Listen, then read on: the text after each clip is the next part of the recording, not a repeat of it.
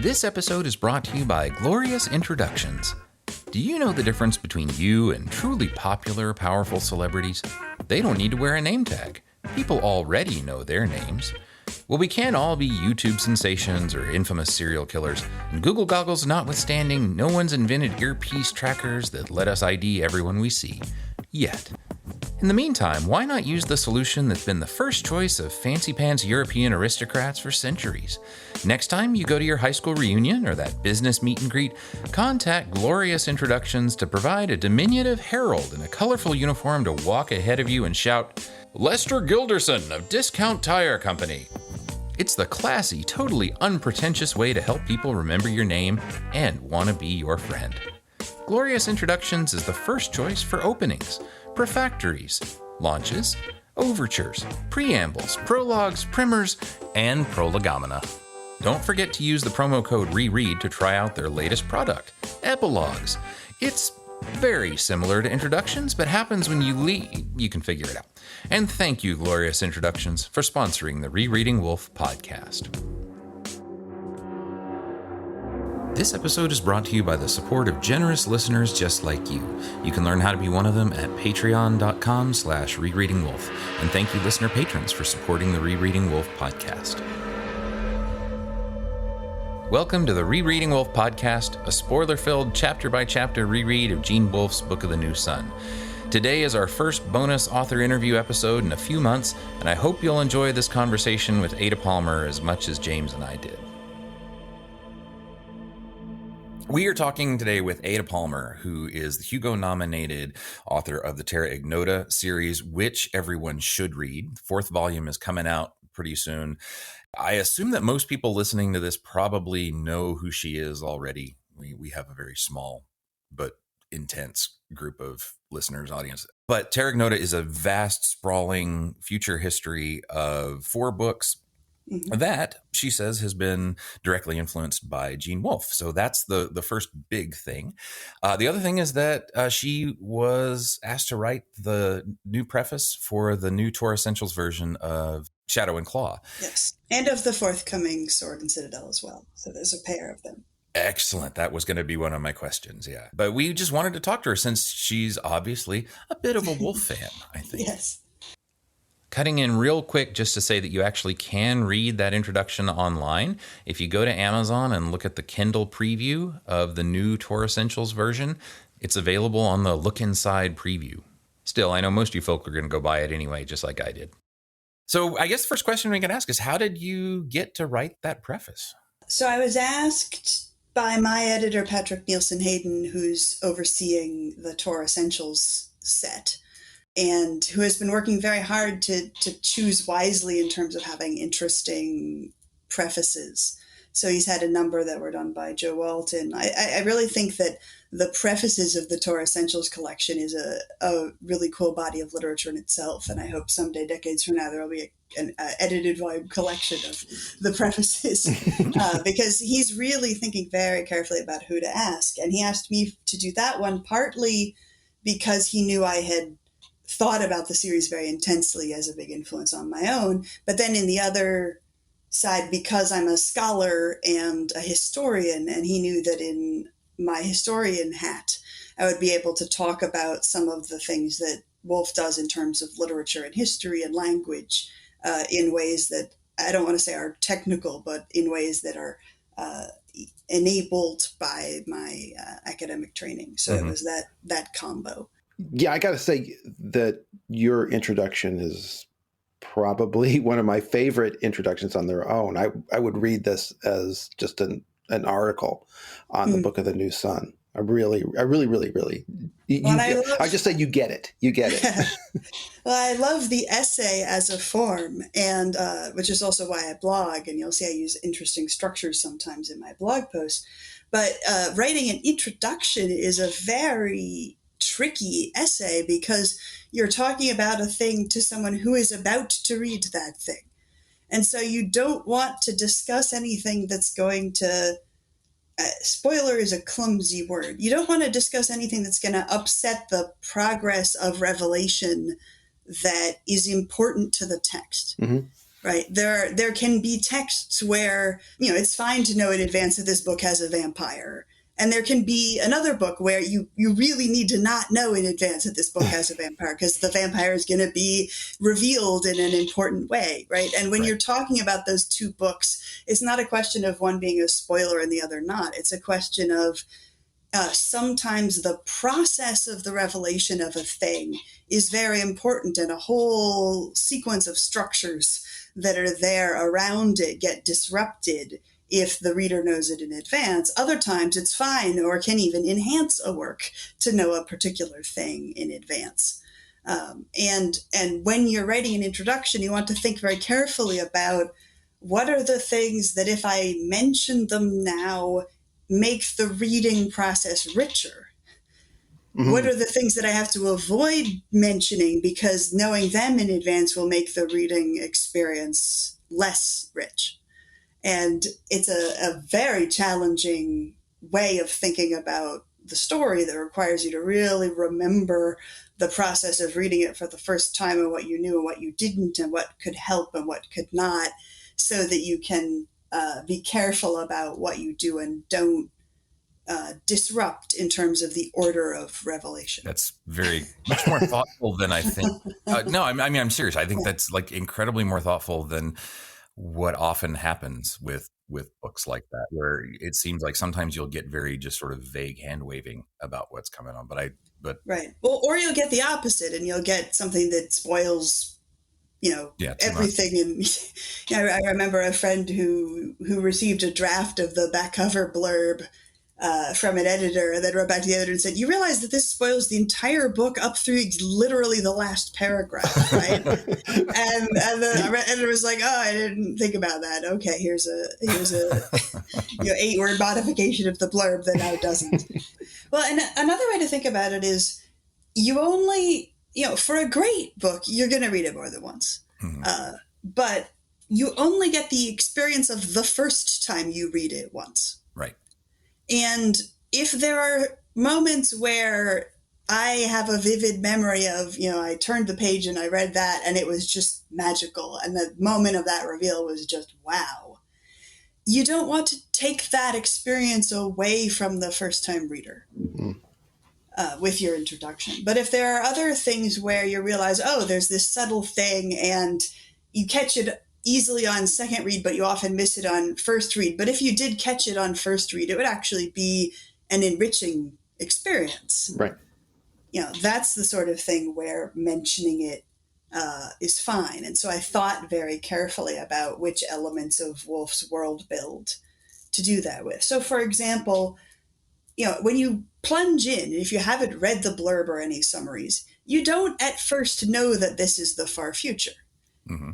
Right? There are those moments of you realizing it. One of the big ones being when he describes the tower and you realize gradually that it's made of metal and full of advanced technologies that he doesn't understand. And another being the moment toward the beginning, and here I'm assuming that Wolfe readers listening to this, the moment when we see the painting and we realize that it's the moon landing, but the narrator and the art keeper don't.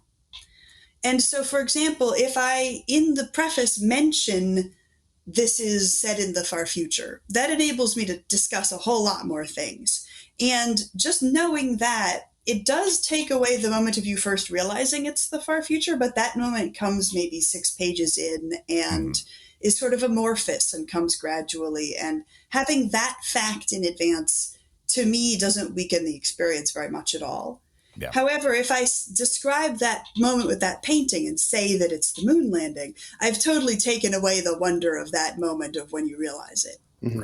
Right. So I was careful in the introduction of, when I want a concrete example, I'll make sure it's a really minor concrete example.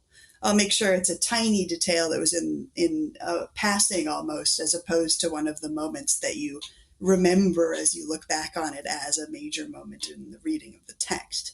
And when it's things about the world, I'll talk about the ones that are revealed quite early, such as the fact that he is in the far future, the fact that Earth has all these layers, and the fact that he tells you quite early on that he will end up on the throne. that's another moment where I thought hard about how directly to talk about that. And I talk about it sort of semi-orthogonally so that I don't quite directly say it, because it's an amazing moment, that moment when he says that he ended up on the throne and there's been no hint of anything that could lead in that direction yet. Mm-hmm. And you're like, what? Yeah, and I didn't want to disrupt that too much. So, for example, my discussion of that aspect of it is limited to the introduction to the second two books, where my reader presumably has read the first two. Yeah. So, yeah, just a lot of thinking about, what kind of detail do you include or exclude so that you're giving an enriching background without taking away any of those delight moments of the first read.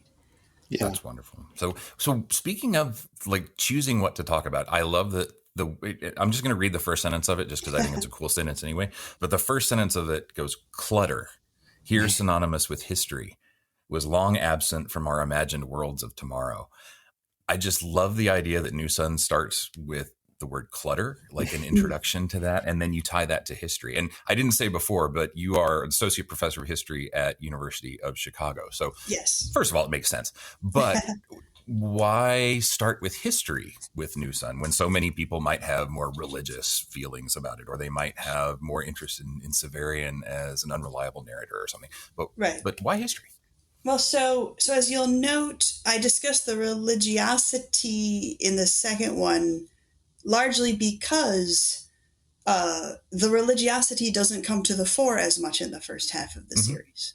Sure. Whereas one of the very first things you get is you're dived into this tower, which has torture equipment from a dozen centuries scattered about at all these different tech levels. And you have witches and cloaks and spaceship engines and laser guns and all this detritus. And one of our very first experiences is Severian going to the librarian and seeing those stacks on stacks of books that go on so far that rats not only live among them, but have evolved a language.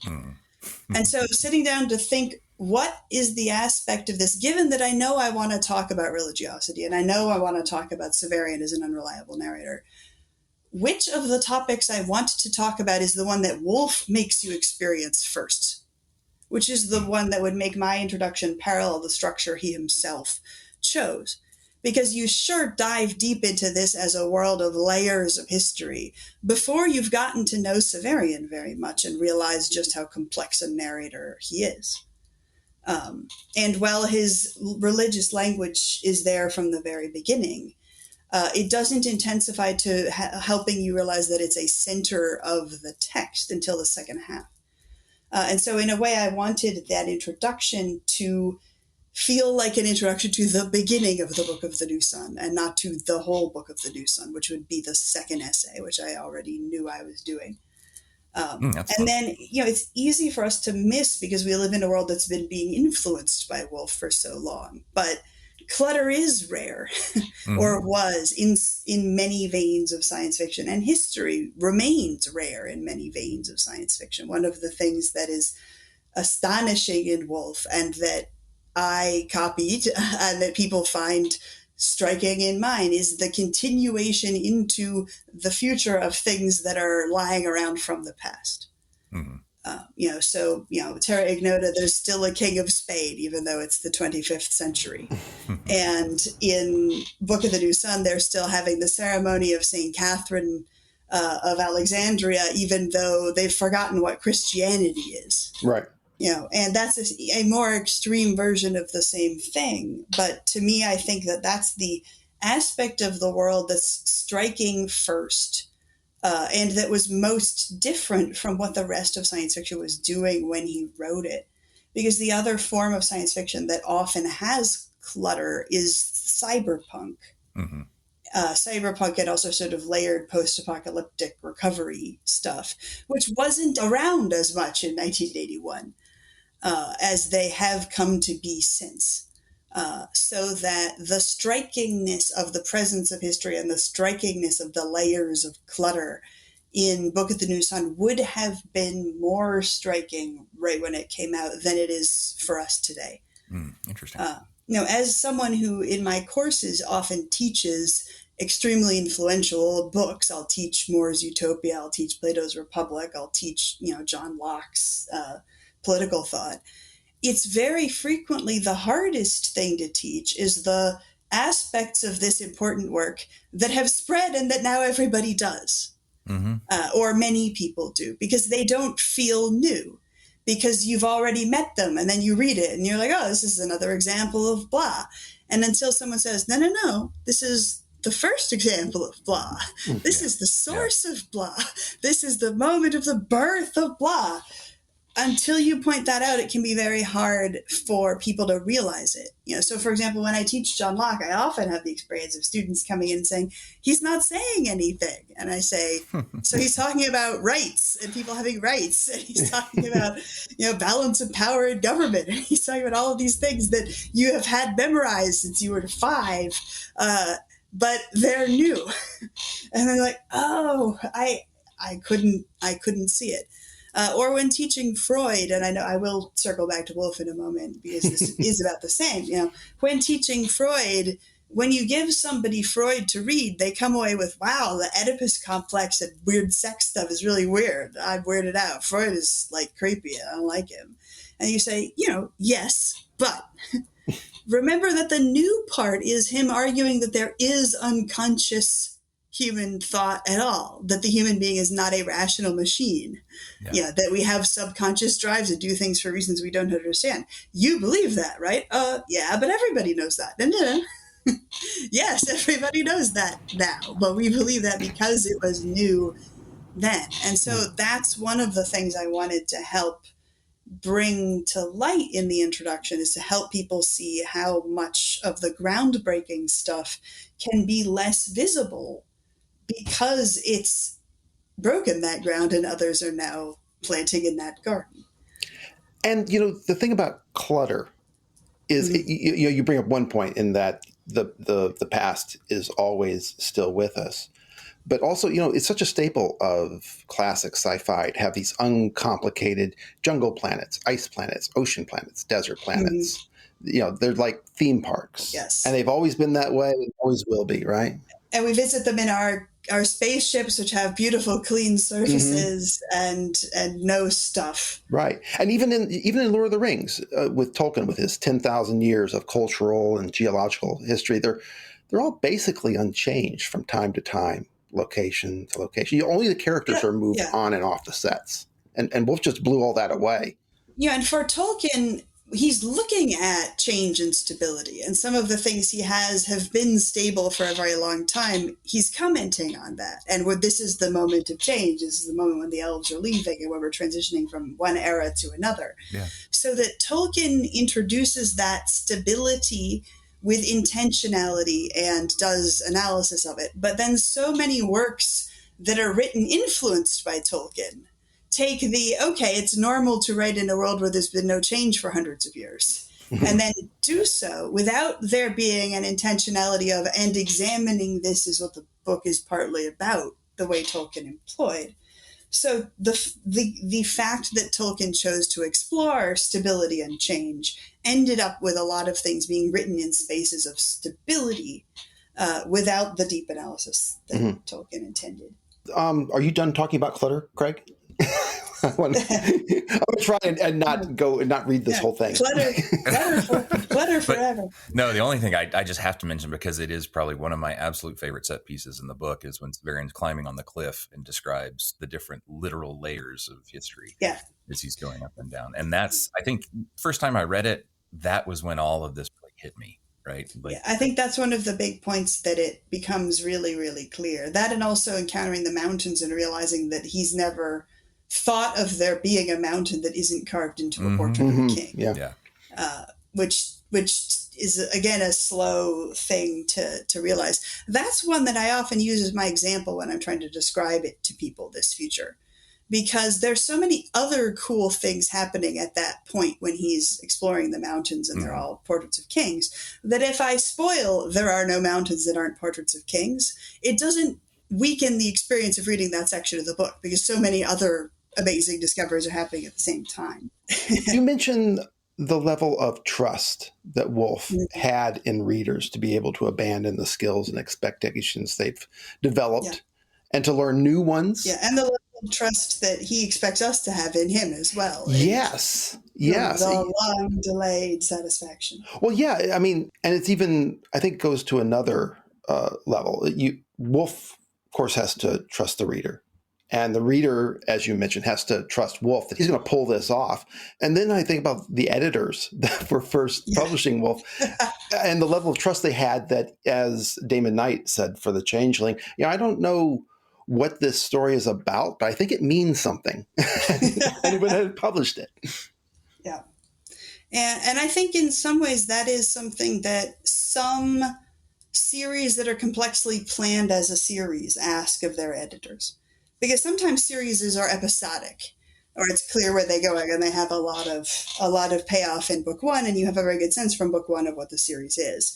But there are others like Terra Ignota, like Book of the New Sun, like, in fact, Lord of the Rings, where the structure of what's actually happening is partly there at the beginning, but you sure have to wait a long time to really see the scale of what's going on.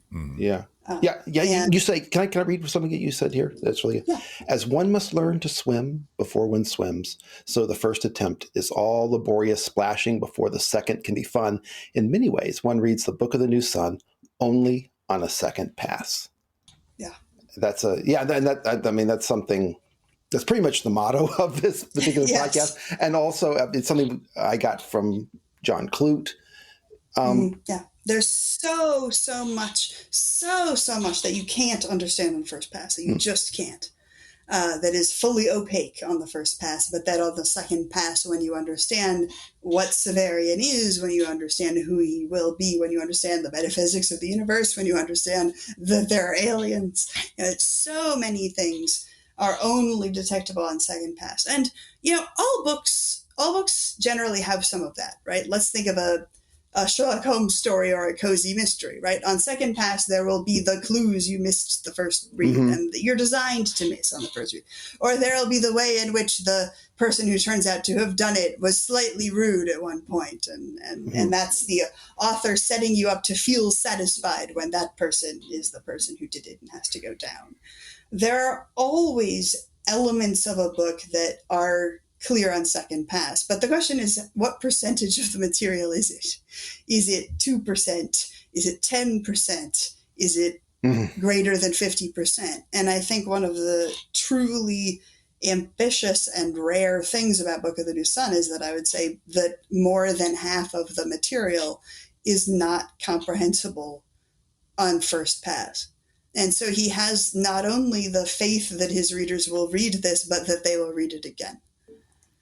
Well, or even on later passes, we had a huge debate when we got to Mowena's execution in Claw the Conciliator about, is she guilty? Is she not guilty? Who killed this person? And it's amazing how many people still disagree. Yeah. After having read it many times.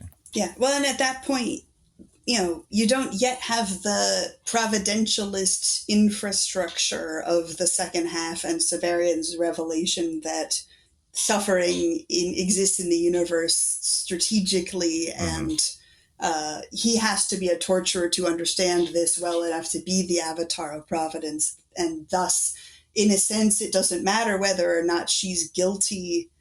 The execution is supposed to happen in reflection of her other crimes and nature and experience in a way that is part of the plan of the universe, which has suffering in it for a reason.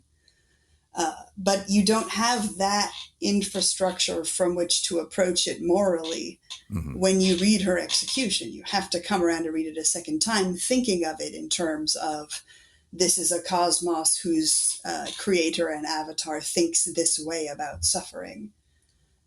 To realize that one of the reasons that it's so unclear, and in fact one of the reasons that there are many deaths in this whose justice is ambiguous, is to get us thinking about the question of, well, for the universe to be just, all deaths need to be just.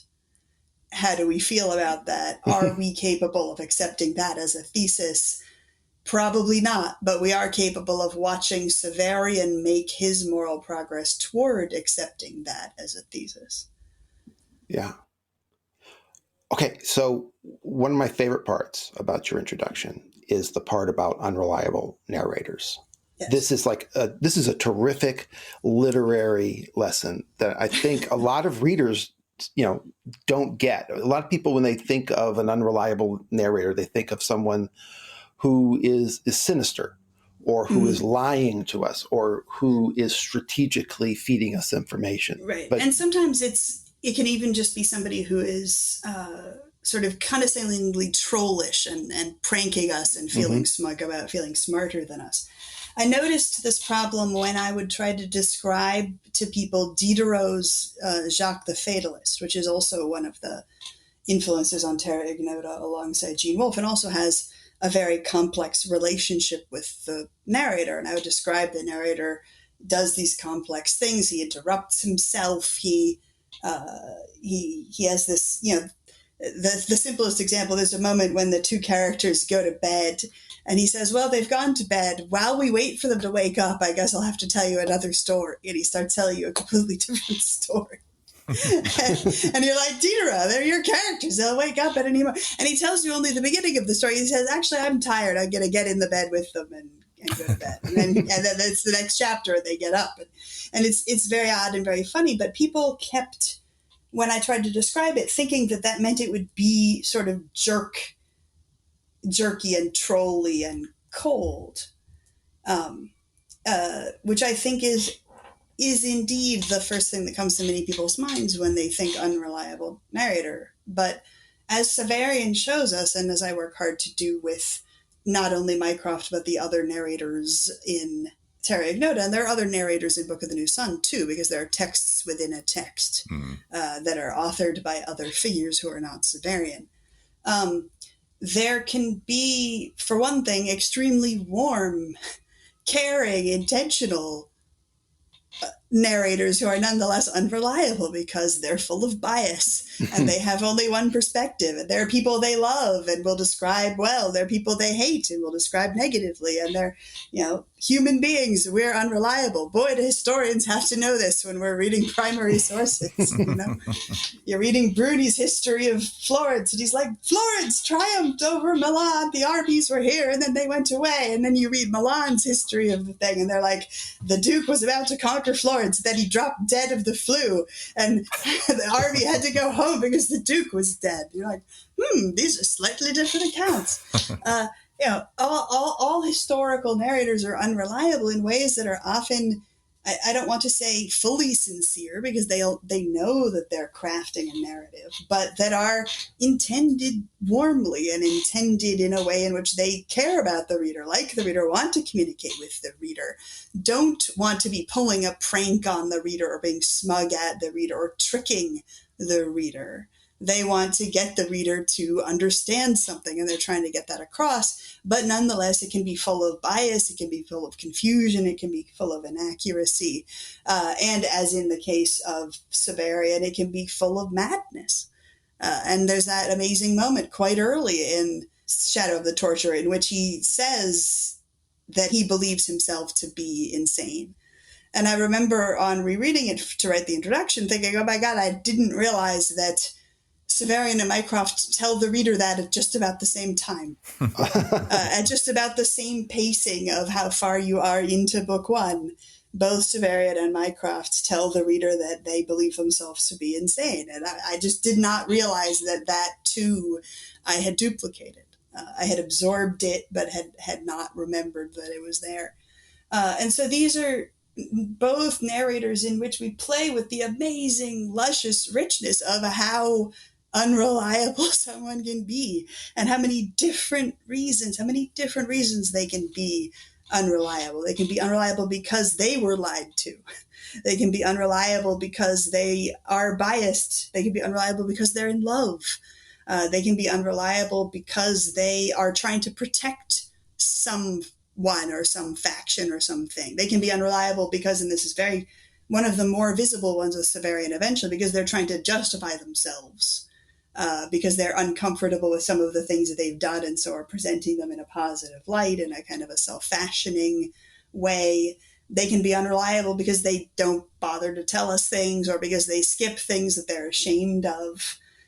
Wolfe is very good at that, at showing the way real narrators do that. I remember on the most recent pass, there's a moment when he leaves the city of Thrax and he doesn't tell us why for a while. He's just suddenly leaving. And it takes a while to get him around to finally telling us what happened, because he was unhappy with and somewhat ashamed of what happened. And it was exactly like moments in the autobiography of Benvenuto Cellini, a fascinating beginning of the 1500s goldsmith, sculptor, assassin, military captain, necromancer, who's real.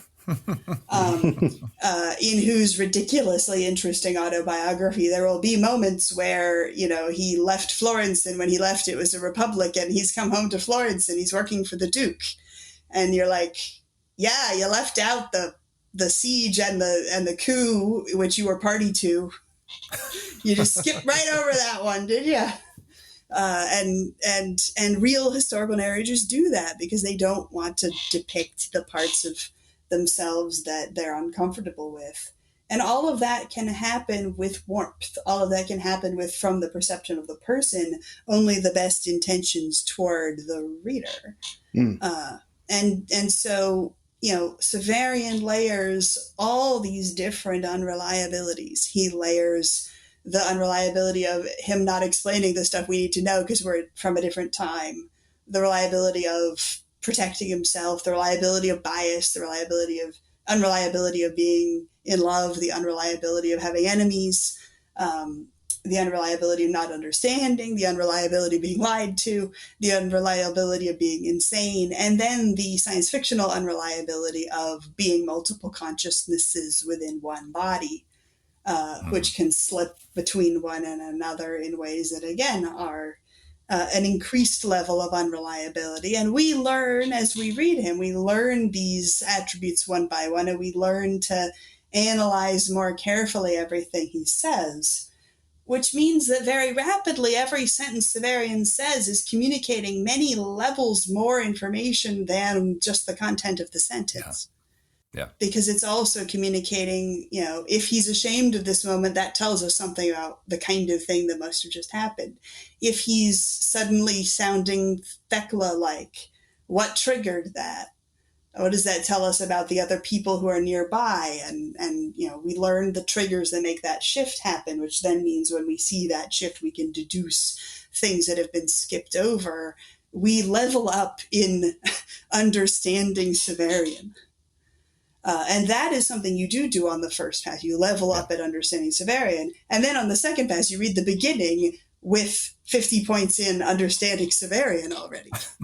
And so much more then becomes comprehensible in sentences that the first time you read them were conveying only 3 pieces of information, but now are conveying 13 pieces of information because of all the other things that you hadn't quite leveled up at yet. And, I wanted to make the experience of encountering Mycroft Canner similar. And for that reason, I was delighted, though not surprised, that of my first 5 beta readers, the first 5 people who read the last book of Terra Ignota, 4 of them immediately read it again. That's great. Which I think is the highest praise that a beta reader can give to a book. But is also speaking to the fact that you realize when you get to the end of Book of the New Sun, oh, wow, if I read this again, I would understand so much more. You realize that you've leveled up both at Severian and at Severian's world. So that you can reread it. And you can also reread at different stages, right? Because you can read Shadow and then read Shadow a second time. You can read Shadow and Claw and then read both of those a second time. You can read all 4 and read them again, and then read Earth of the New Sun and then read the first 4. There are many cycles of reread, and there are things that you can only get on reread after 4 books, and other things you can get on reread after 3 books.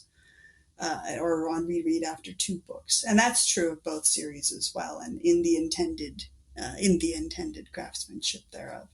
That's awesome. It reminds me of, there's an interview somewhere where the interviewer asked Wolfe, like, why do you use unreliable narrators so much? And his answer was basically, I think I'm just being a realist writer because that's how we view the world. And your point about history as well was, he's like, it's an omniscient narrator is not really realistic. We never experience that. And the way you describe, even like you said, even historical documents, that's just what people do. Well, I would say especially historical documents. It's just the farther we are from a thing, the more visible it becomes. Yeah. And as someone, I think, who thought a lot about history, Wolfe was someone who understood that about documents. There is an artificiality to the narrator who's correct about everything, that it's rare and odd. This is going to sound like a really strange comparison, but every year in my Italian Renaissance undergrad course, we do a 2-week simulation of the papal election of 1492.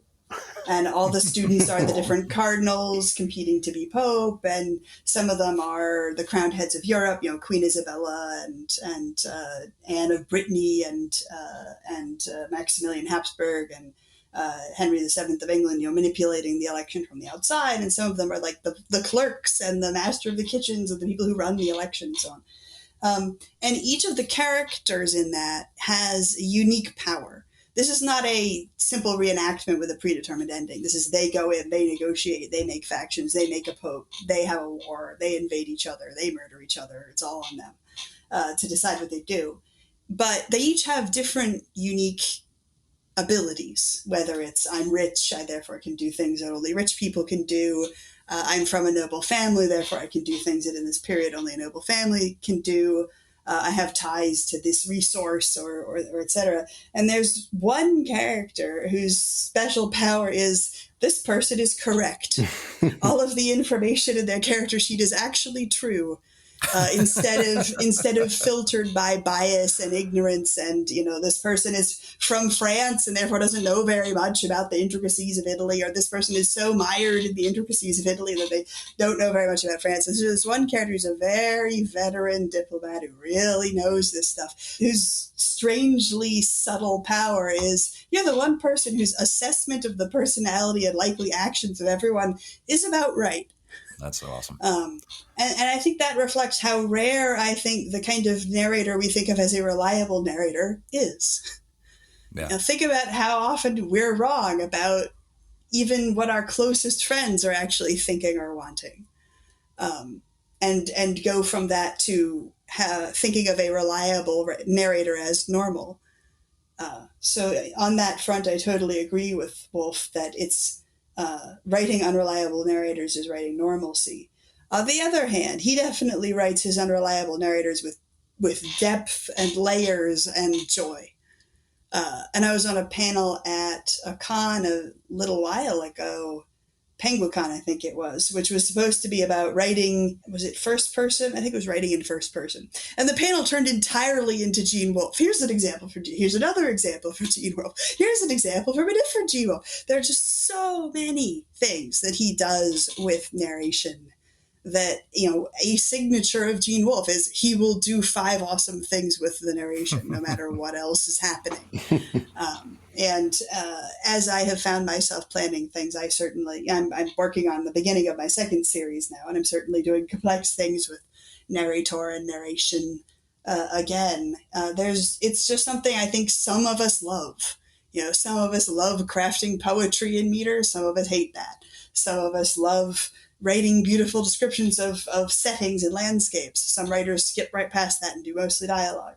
Some of us just love the layers of a complex narrator. And I think that Gene Wolfe is very high on that and gifted that to me, that reading Severian as I did as a young reader of science fiction ignited that love in me as well, which was then enhanced by my enthusiasm for history and therefore discovering that real historical documents read a lot more like Gene Wolfe than they do like just about any other fiction author.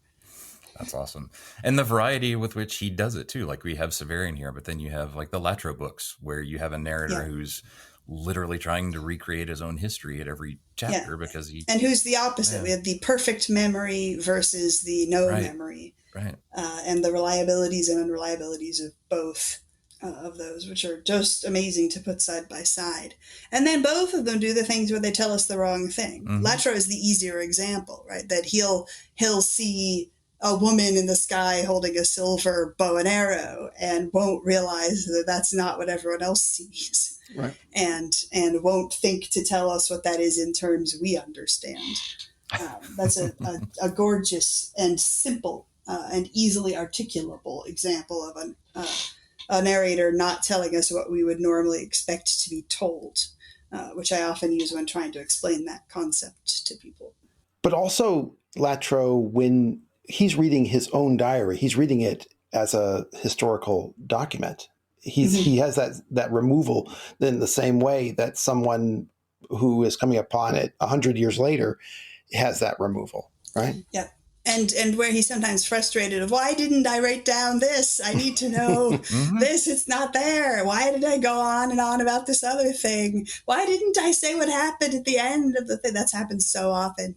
So often. I work with a lot of historians who work on the Inquisition, and it's so common for us to have like the notes along the way, but not know what happened to the person in the end. So that we know what the charges were, we know what the sort of legal fuss about it was, but we might not have the document that says whether there was a conviction, or we might, but we don't know what the sentencing details. Just so often you get a glimpse of the middle of something, and you get no resolution because that wasn't in the document, or you don't get the source because that wasn't in the document.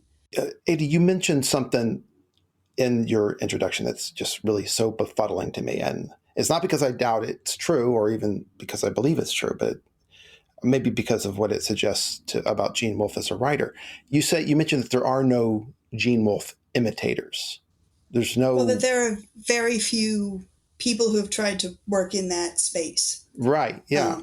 Compared to how much it's praised, how much it's discussed, and how much it's read. And I think that a lot of that is that it's in a very intimidating space. And it's doing a lot of very intimidating things and things that are difficult.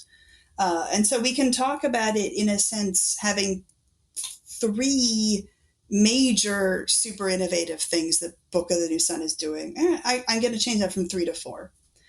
One of them is doing that complicated of an unreliable narrator. And it's true, you see cool, unreliable narrator things around, but you rarely see anything as ambitious as Severian. So that's one. And that's an arena where, seeing somebody do I have made 100% dark chocolate bar. Other people saying, wow, that was incredible. I'm going to make an 80% dark chocolate bar because, that was amazing. It showed me how amazing it could be, but I'm going to try for something that is a little bit less intense, which is great. And so there are lots of awesome unreliable narrators that are influenced by Severian, but there are very few that are trying for something as complex as Severian. So that's part one. 2, he opens this space of deep future in which there hadn't been very much. I do discuss other titles. Also, all of those references are credit to Joe Walton, who has read a bajillion things and is really good on telling you when things are and aren't there. That he opens up the space of deep future, meaning writing way far in the future, and of doing this deep layering. Now, those are not quite the same thing, right? You can do a deep layering that is 1,000 years in the future, or is in a second world fantasy where you've made that degree of layering, but not on Earth. Or you can write in the deep future, but not have all of that layering. And we've seen some other deep future, but not a lot. And we've seen, I think, an increase in people trying cool layering things, but few attempting the depth that Book of the New Sun has. So that, if effectively he has given us a box of 5 different 100% dark chocolate bars from different sources, we have seen the 80% chocolate versions of all of them many times, but very few attempts to get toward 100. I don't know if I've dug too deep into the dark chocolate. No. It makes sense. It definitely makes sense. Yeah. But I hope it's working. Everybody loves chocolate. And it's important to remind ourselves that there are patterns to the future. There is a history of what we think the future is going to be like, and that there's a history to which bits of the future science fiction writers tend to write about. And the future that he writes about, which is super, super, super, super, super in the future, was not one that was written about much before him, and is one that hasn't been written about that much since either. Compared to, think of how much fiction takes place in the there is a space empire and we are in our galaxy in a multi-solar system space empire phase where there can be space opera. There's lots of fiction in that degree of future. There's also lots of fiction in the 20 years out, urbanization and globalization have increased and we're watching some change that's happening in our present get worse. There's also quite a bit in the humanity has been wiped out and we're at the next species, or there's been a new dark age and we're at the next post-dark age era. There's also a lot in the sort of early space first contact zone. But there are also patches of imagined future that haven't had a lot in them. And deep, deep, deep, deep future is one. Another is what I sometimes call middle future, which is where Terra Ignota is, which is not just a fairly rare space, but also a fairly new space. Because in SF written up through maybe 1980, by 2000, we were all going to have flying cars and robot butlers, and our kids are going to be taking field trips to the moon, if not living on them. Think of how, within the lifetimes of people who are already alive, original Trek takes place. The expectation was that space was going to be really fast. And so for a long time, there was nothing being written that was 100 years or more out in which we weren't far out into the galaxy and far out into space and living all over Mars, unless it was because there was a nuclear war or another disaster that made us go off track. So that there was the sort of disaster future path, and there was the deep in the galaxy future path. And as we started learning that post the space race, space exploration got harder and slowed down, and we had underestimated things like how hard it would be to live in microgravity because our bones degenerate and we don't have protection from radiation and all these other things that make space actually really hard. We didn't imagine a 25th century in which we're only on the moon and Mars and not much further, which is the space where Terra Ignota takes place, right? There's space stuff. Space stuff is a huge part of this, but there isn't very much space stuff because space has been slow and hard.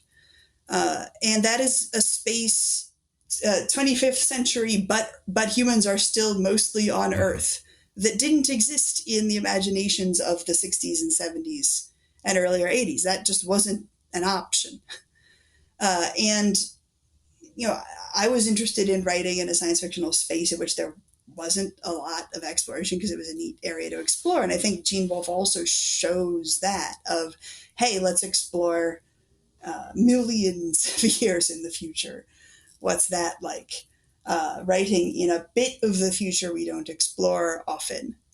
The closest parallel I know in many interesting ways is in Osamu Tezuka's Phoenix, which is it's a manga, but it's a science fictional epic which looks at far, far, far, far future and looks at the future of humanity through the lens of being like a life cycle of an organism, and that as there is growth and then decline, that happens to species as well. And so it takes you from primitive human civilization to grand space empire human civilization to the sun is dying level human civilization. Oh, wow. But it does it out of order, which is to say volume 1 is archaic past, volume 2 is humanity's extinction moment, volume 3 is less archaic past, volume 4 is far, far future but not that far, and it alternates getting closer and closer to the present with every volume. Past, future, past, future, past, future, getting closer to the present. there are a lot of very interesting parallels between Phoenix, which I'm actually teaching a course on this fall at UChicago, and Book of the New Sun. Oh. One of them being their deep engagement with Providence religiosity, and that the big question is, why is there pain and suffering? How can we respect and understand the ethics of a consciousness that is the shaper of a world that contains the amount of suffering that the world contains, which is a fundamental guiding question of both of those works in a really powerful and neatly parallel way. Wow. Well, I was just going to move on and sort of ask what it was that you really took from Wolfe, in the sense that you've talked a lot about how Terra Ignota is influenced by New Sun in particular, and I just wanted to pick your brain for what parts do you feel? And now that I've freshly reread them, I can give a more complex answer as well, because there's the category of things that I consciously knew I was absorbing from Book of the New Sun, and then there are so many things that on the reread I was like, my God, I didn't realize that too. So the one was complexity of world and world build, and wanting to have all of these layers and accumulations, that mode of world building. Now, Terra Ignota is 25th century, not deep future as Wolfe is, so it's a much nearer thing. But the idea that you wanted to world build really deeply and have there be lots of groups and lots of terms, lots of people, and lots of political phases that have already been passed through. Things like how we hear about the earlier Greenpeace Mitsubishi merger, and before that the OBP Olympian merger that became the Humanists. That there are intervening layers of history between our present and this that have already happened, and that aren't there to be a giant plot point. They're there because it's natural for history to have layers that it's been through in the middle of things and then discarded. Right. And I should say, just for those who haven't read it or don't quite know the premise quite yet, which we can get to, but reading the first 100 pages or so of the first book is overwhelming. I mean, but in a fun way. Like it's usual for, of course, you pick up a sci-fi book, you're looking for the rules of the world, you're looking for what's happening. And as you read those first 100 pages, everything keeps changing in the way that you're trying to put it together. Just partly because, like you say, you're describing a living history that's still going on. And it's a different reading experience, I feel like. I mean, if you look on like Goodreads and whatnot, you'll see lots of people who talk about, I tried and it was so hard, but then I came back later and did it. And I feel like that's part of why it's so effective is, I mean, everything is layered. I mean, the way that you tell the story, I should say, for those who don't know, the general point of it is, or at least the setup for it is, it's a novel written by a criminal who it's a history. Who is writing a history, but also that's done in the form of intentionally done in the form of an 18th century philosophical novel. So from the get-go, you are these layers going and on. Back and forth, different times of history working together. Yeah. Well, and from the beginning, like Severian, and I modeled both my narrator and separately my narrative style, which are not quite the same thing as each other, very heavily on Book of the New Sun as well. Like Severian, Mycroft is explaining stuff, but he's explaining the wrong stuff. He's explaining the stuff he thinks his reader wants to know, and he isn't explaining the stuff he doesn't think his reader wants to know. Yep. And so we sit here for ages thinking, boy, Severian, you've explained at great length how this lunch ceremony is set up, and and I sure wish you would tell me what system of government this is. Yeah. That he isn't explaining the things he thinks are going to be ubiquitous, and he is explaining the things that he thinks we care about, which is exactly like the experience I, as a historian, have when I read a period document. Mm-hmm. Right? Mm-hmm. Because when I read a period document, I mean, many people's experience of this most vividly, though they don't necessarily notice it, is Machiavelli's Prince. Because if you read Machiavelli's Prince, which many, many people are required to do in school, he explains his medieval examples because he expects them to be obscure. And he explains some of his classical examples, but he never explains his contemporary examples at all. And so he'll have a chapter. The chapter is on princes who don't have to work to maintain power. Some princes don't have to work to maintain power, like the Duke of Ferrara, period. End of chapter. And you're like, thanks, Machiavelli, that was super helpful. But when you know the period, everyone who Machiavelli knew who picked that up would know, oh, yeah, Duke of Ferrara, the complicated house-to-essay relationship with Venice, Hungary, blah, blah, blah, blah, blah. Makes perfect sense. But to us, it doesn't. And so we have to work sort of against the grain when reading a historical document to coax from it the information we're looking for. And you're like, okay, I'm trying to figure out the currency in this place. Come on, people, mention how much money you're paying for the thing. Okay, thank you. You mentioned it once. Now I have to now mention it again so I can compare it to the other thing. And that is a fascinating and powerful experience of engaging with a primary source, and that Wolfe really richly gives us, so that we're putting on not only our reader of world building hat, but also our historian hat when we're trying to find the fragmentary puzzle pieces with which to piece together the things that our narrator isn't explaining to us. And when he is explaining things that we don't care about, we sit there and say, all right, this is a data point. The fact that he thinks I want to know this is a data point. Mm-hmm. What does that tell me about him and about his world? That he thinks I need to know this, and that he doesn't think I need to know that. And so Wolfe does world building via the things Severian doesn't explain to us, which tells us that they are ubiquitous knowledge. Yeah. And he does world building by the things Severian does tell us about, by showing us that these are things Severian thinks we need to know. And I do the same in Terra Ignota with Mycroft. The things Mycroft explains to us are the things that tell us a lot about his expected reader, and therefore about his future, its priorities, and its questions.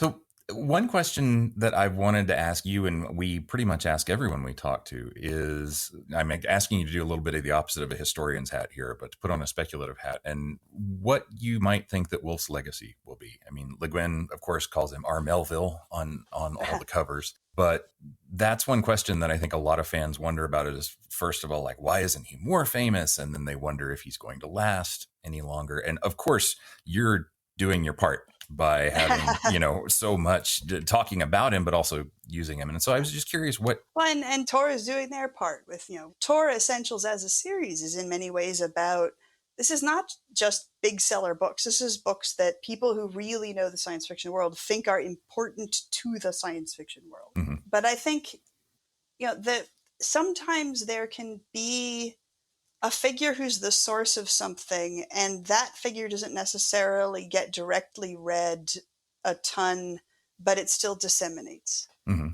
So, for example, and I think Wolfe gets read more than this, but Beccaria, 18th century Enlightenment figure from northern Italy, who wrote a treatise on crimes and punishments, which articulates deterrence-based justice and the fundamentals of what is our modern judicial system. Mm-hmm.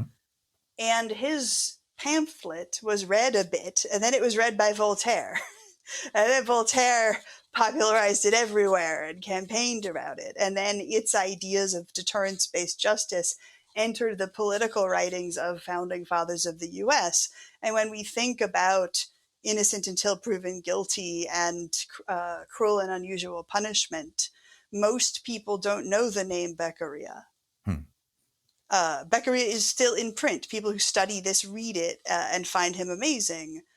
And many people also don't necessarily remember to connect Voltaire with that, even though Voltaire was the popularizer. But the ground had been broken, the concepts were there, and Beccaria's new ideas about justice have disseminated and are all around. And so in that sense, there is a difference between which works of Wolfe are still being read, which works of Wolfe are still in print in 100 years, versus what ground that Wolfe broke is still shaping things. Mm-hmm. And while it's true that people don't often try to make the 100% dark chocolate bars, the fact that they're there means more people are trying the 80%, and more people are doing one of the things he did and not others. And it's opened up all of these spaces so that people do world build more ambitiously because of Gene Wolfe, even if they haven't read him, because they've read somebody else who's read it. Mm-hmm. Yeah. People do think harder about making an interesting and complex, unreliable narrator, even if they've never read Gene Wolfe, because they read somebody else who did. And so I think that for people who care deeply about science fiction, the books will always wow and will always be an amazing experience and an amazing second read experience, and will therefore always be staples we return to as not only important elements of the genre, but things that will always still be delightful. Because even as some elements of the text age, and on this pass, I sure was conscious of the sexualization of all of the female characters. Yeah. And then, boy, that was the case, huh? Oh yeah. I would probably enjoy this book if it had less of that, but that was such a small slice of what was going on, and the rest of what was going on is so rich and so powerful and so unique and such an incredible experience and re-experience as the narration and the metaphysics gradually merge, and as the shape of the world turns out to hinge on both of them. That's not going to be less powerful in 100 years. Mm-hmm. And there are some books that are immensely powerful, but that don't have that power out of their original context, some of which are great. I think if Cory Doctorow were here to be asked, he would love for some of his fiction to become hard to relate to in 100 years, because it would mean that the terrible things he's depicting about our society aren't true anymore. Yeah. When you're writing the kind of fiction that is a warning about our contemporary world and where it may lead, you would love for that to make no sense to people in the future. In a way that is very different from these books, where the awe of going into a world that deep and thinking about a future that far and what can have meaning that lasts that long isn't gonna change. And I think that Gene Wolfe now is just about as dated as Gene Wolfe will ever get. Because everything else that's still rich is stuff that's still rich on the scale of asking questions about what it means to be human, and what time is, and how we relate to it, and fundamentals of ethics. And other bits are such a small portion of it that it very much stands. And then at the same time, that duration of people still reading it is separate from its influence, which is often secondary and tertiary, through someone who read it and was awed by it and then tried a 60% version of this level of complexity in one direction or another, or who wrote in a different part of the future than they would have thought to write in, even if it's not deep future. Because he opened that ground of, hey, let's reach to other weirder, farther parts of the future and see what's happened in them, and ask how the development in between went on. So that he has a development, I think, and a legacy very much like Beccaria, of still known and read by the people for whom this is a specialty, and still delightful to those people, while also fragments of the most valuable elements of his creation have gone far beyond the world of people who know his name. And that's not a bad thing. No, not at all. Yeah. The one big thing I still wanted to do, and we've done it indirectly, but to give you a chance to just let people who may not have started Terra Ignota yet, or may not even have heard it, since we have so many Wolfe fans, I think they should get a sense now why they would be attracted to it already. But is there a good summary pitch that you can give for it? I mean, I can, but the summary pitch I would give to a Wolfe reader is radically different. And again, as I talked about at the beginning, sometimes you want to say, oh, this book is awesome, it has a great vampire. And sometimes you want to say, this book is great, you're going to love it. I'm not going to tell you why, because I secretly know that you like vampires, but I want it to be a surprise, right? The amount of information you give people about the story, the plot, etc. of a book varies with the way you're recommending it. And so there are people who I don't know at all to whom I'll describe setting. But if I'm recommending Terra Ignota to Wolfe readers, it's like, did you like the process of getting to know Severian, discovering layer after layer after layer of more ways in which Severian was unreliable, encountering just how dark and strange and radical his involvement with violence and and cruelty and bad things is, and then wrestling with that and watching him wrestle with that ethically afterward. If you enjoyed that, you will really enjoy Mycroft canon. Did you enjoy piecing together Gene Wolfe's world from all of the fragments? Did you enjoy seeing a description of a painting and realizing what it was, and seeing these strange old archaic things like the cult of St. Catherine pop up and suddenly be present in a world that is far beyond that? Did you enjoy the historian's puzzle piece collecting game of putting that together?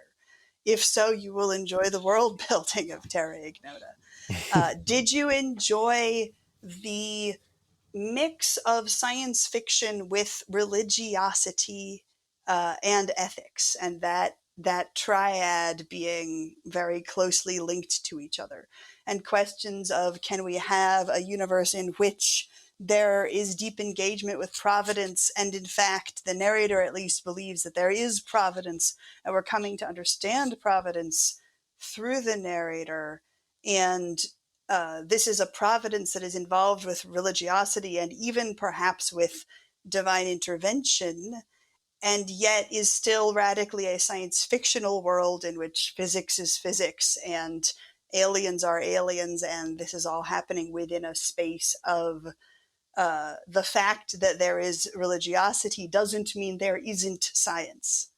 If you enjoyed that and exploring that, you would enjoy Terra Ignota. There is very little science fiction in that world, in the world where there is consistent, internal, strict science, and yet there is also both religiosity and potentially divine action. The new Battlestar Galactica is in that space. Mm-hmm. Yeah. Book of the New Sun is in that space. Evangelion, the renowned anime Neon Genesis Evangelion, is in that space. Terra Ignota is in that space. It's funny you mentioned that. My son and I started just rewatching that yesterday. And boy, is it rich on the rewatch, huh? Oh, yeah. Amazingly. And indeed, if you like the kind of book that you read and then you read again, and on the second time you're like, ooh, that is also one of the characteristics of Terra Ignota. Yeah. And I was going to say, on that point about religiosity, we've talked this whole time about history, but we never mentioned that in the very first chapter, a little boy named Bridger can make his toys come to life. Yes, in Terra. Well, and similarly, as Wolfe makes it kind of hard to perceive, in the very first chapter of Book of the New Sun, there is a death and a resurrection and an encounter with an alien, which is also related to divine action. Yeah. Although he makes all of that very difficult to perceive as real and sets it in something like a dream. And so in both of them, we have the challenge of, we are asking science fiction questions of this world which has divinity in it. We are not asking fantasy questions of it. We are asking scientific questions of it, which is not a space in which there is a lot. Many readers of science fiction get sort of turned off by things that mix in religiosity. They're worried that it's going to turn into proselytizing, or that it means that the science is going to melt into woo-woo, which sometimes it does. There's plenty of badly executed examples of this. And there's also plenty of, you're enjoying a perfectly good genre book and suddenly it's Jesus. And you're like, no, I didn't like that. I liked it when it was the thing it was, and when it wasn't, Jesus, please go away. And so I understand why people are nervous about that sphere and why it's rarely done. And when it is done, it's always tricky. And there you can, if you look around online for responses, you can sure find people who were really turned off in Battlestar Galactica when the religious content that had been there since episode 1 turned out to be really there. Because Battlestar Galactica tells you that Providence exists in the opening credits of episode 1. Yep. Which has ... and they have a plan capitalized, and like 8 people took that seriously, and thousands of people didn't. And so for 8 people, this series made perfect sense all the way through. And I remember being one of those 8 people and hoping, wait, is this going to be like Book of the New Sun? Is this going to be deeply engaged with Providence? And then when it turned out the answer was yes, I was yes. And when it turned out the answer yes, other people were like, what? Yeah. I do not want this in my science fiction. I just want science in my science fiction. So it is in that sphere. And I think that is, while a tiny and tricky sphere, and a sphere that many people are burned by the failed versions of, and therefore reluctant to trust. A lot of people are reluctant to trust that type of SF that mixes science fiction with providence or religiosity. That when it's done well, it's really, really good. And when it's done well, it's directly in the tradition of the Enlightenment, which is why the book is in an Enlightenment style in the first place. And, when you want to ask, what is the Book of the New Sun similar to? You know what the real answer is? The real answer is Candide. It's much more similar to Candide than it is to any work of 20th century genre fiction, period. Because it's about this complicated sequence of experiences that the narrator, that the central character, it's not narrator in Candide, has, through which the nature of providence is gradually and intentionally on the part of providence revealed to this character, so that at the end we have an understanding of to what degree humans are capable of knowing the purposes of suffering. And that is something that is explored a ton in Enlightenment literature, and very little in 20th century literature, in which providence is not something we think and talk about all that much. It's certainly something that shapes thought a lot. And, moving to politics for, I swear, just a microsecond. One of the roots of the type of political thought which says free market capitalism is the best solution, free market capitalism will always result in, industry being rewarded and the virtuous rising and the lazy falling, and people in poverty will be there because they deserve it, and the wealthy will have the wealth because they deserve it, derives from 17th and 18th and especially 19th century mostly British and German thought about Protestantism, and a particular Protestant idea about providence working through the market. And that concept is providentialist thinking, which has been desacularized, but nonetheless remains within American thought as a very powerful factor, even though many people who are influenced by that factor no longer connect it to religion. But there isn't very much active discussion of providence and why is there suffering? Why is there evil? It's not a big theme in our literature, but it is an amazing and important question, and a central theme in the literature of the 18th century. And you get it in Jacques de Fataliste, and you get it in Candide, and you get it in plays, and you get it in novels, and you get it in Rousseau, and you get it in all sorts of places. And you get it in Book of the New Sun, and you get it in Terra Ignota, and you get it in Tezeca's Phoenix. Why is there evil? The question of theodicy, which is a really frustrating word because people always think you're saying the Odyssey, but you're saying theodicy. The question of theodicy, why is there evil? Which is a really powerful and interesting question, and which it's a delight to me to see explored. This is a big part of why I became a historian. I love this. I loved it in Gene Wolfe. I loved it in other places. Where can I find more of it? Oh, it turns out most of it stopped several hundred years ago. Well, I guess I'm going to be a historian. Yeah, I would love to see an essay. I don't know that I may be the only person who can and should write it, so maybe someday I'll have to. But I would love to see a deep analysis of Book of the New Sun, Terra Ignota, Evangelion, Battlestar Galactica remake, and Candide. So Ada, this has been incredible, and I have learned a lot, not just from things to go that I'm going to go hunt down. First of all, like Phoenix, like you said, but so unfortunately, Phoenix could not be more out of print. Oh, no. English. You jump on volumes of it on eBay if you see volume 4 for less than $400. Ouch. Gotcha. Except that you can get it as an ebook. You can get it on Kindle. Okay. It's just impossible just about to get in paper copy. That said, if you live not too far away, you can come by and borrow it. But you can get it on Kindle. Yeah. But it's a tragedy much lamented by the manga world, because it is universally recognized in Japan as the philosophical masterpiece of manga and sort of the highest level of ambition manga has done. And it was put out the campaign to put it out in English began with the very first English language ever publication about manga, Fred Schott's Manga, which contained in it an excerpt of Phoenix that Fred begged Tezuka to let him translate and include to try to get people to see this is the series that proves how important manga is. Please put it out. And then nonetheless, it wasn't put out until the early aughts, and then it went out of print like lightning. So there is a campaign to desperately try to get this back in print, but it's hard. Whereas in Japan, there is, I think the best way to put it is that there's a manga about working as a bookseller, and one of the things it makes fun of is how frequently there's a new deluxe critical edition of this manga. that sometimes there will be more than one new deluxe re-release of it in the same year, and yet it's not available in English. Wow. Anyway.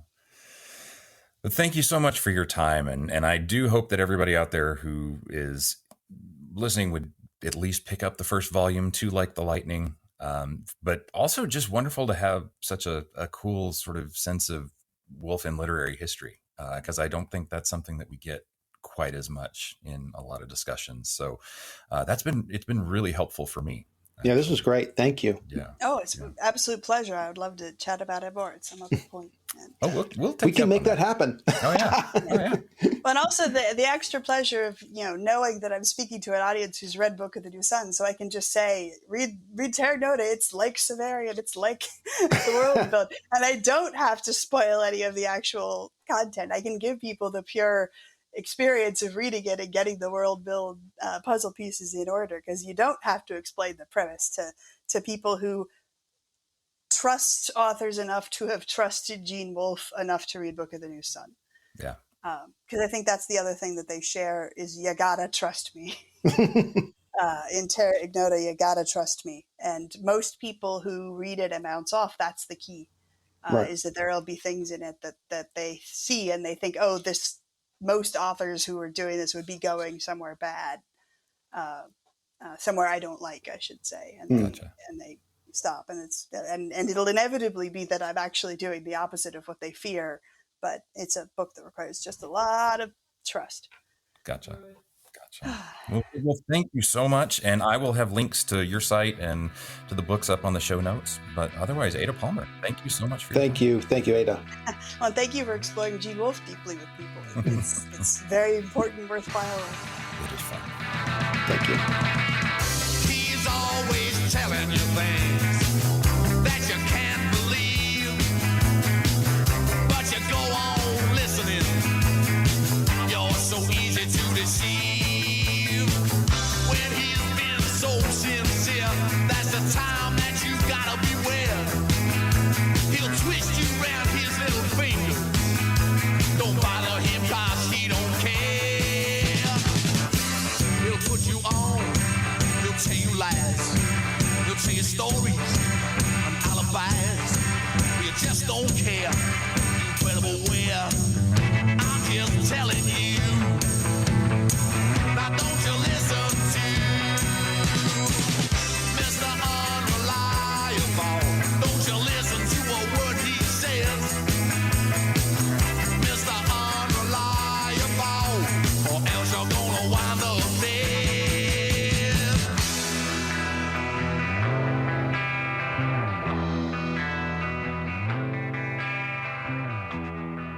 And James, I don't know if you have something else you wanted to ask about either the introduction, but No, I forced all my questions right at the front. Okay. Well, if anything bad would happen, I know that I would get my questions answered. Very strategic. Sudden typhoon.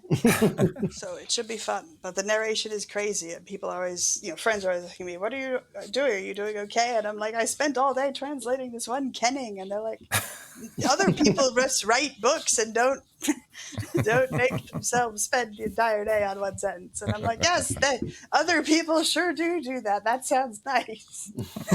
Heard it. Ada or Ada? Ada. Okay. Ada, yes. It's only Ada when I'm in Europe because Italians will never, ever stop pronouncing it the Italian way. But it's Ada when I'm in the US because that's what my parents do. But Yeah, what is it in? You mentioned Doctorow in his Down and Out in the Magic Kingdom, and also in Altered Carbon. The people, if they get a cold, I'll just take a lethal dose and reboot into a new body. Yeah. Lazarus Long. Yes. Oh, I mean, that's a much less destructive form of planned obsolescence, though, because bodies are biodegradable. You can compost. It's true. That's quite true. That's quite true. Yep. And I have a copy that has different covers, and I was trying to reread, and I just couldn't do it. I had to go order the original paperbacks. It was just, and I was like, I've never respected these covers, but somehow I love them. Yeah, it was interesting. His process of how he decided to choose things was both very thoughtful, but also really different from and you'll notice that the Tor Essentials editions almost never keep the original cover art. In fact, I think the Book of the New may be the only one where they have. Oh, interesting. We use the original cover image. They did a new layout for the text. Yeah. But there's something iconic about those covers in a way that in their new editions of Among Others or Dragon Waiting, etc., they have had different covers. So that's not. I'm gonna. I realize I don't have a glass of water. I'm gonna fill one, and then we can chat more. Absolutely. Make everybody sound much smoother and good. So and I see they're recording on separate tracks. So exactly. Yeah. Oh, that's why I love the site. Yeah, because I'm terrible about over talking, and so we can fix that. So if I do over talk, then just push right on through. Right, because it's separable. Right. Yeah. I'm doing a podcast with Joe Walton that we are just starting up. The first episode should be released hopefully before the end of July. Oh, awesome. Fun. And we're using a very similar, I think Clean Feed, but it's basically exactly the same.